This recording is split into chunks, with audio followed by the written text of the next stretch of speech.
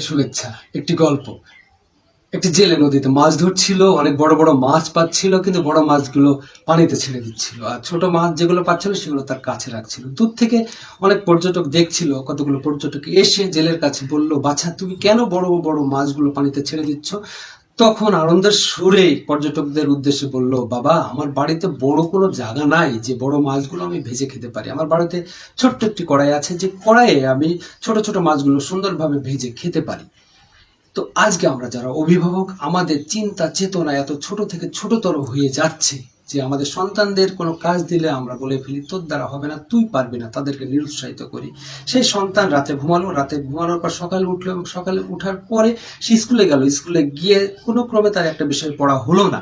তখন শিক্ষক রিং দিয়ে বললো, আপনার ছেলে পড়া হয়নি। সন্তান বাড়িতে আসার পরই আমরা রেগে গিয়ে তাকে বলে ফেললাম যে তোর আর পড়া হবে না, তুই আগামীকাল থেকে গরু চড়াবি, না মাঠে কাজ করবি।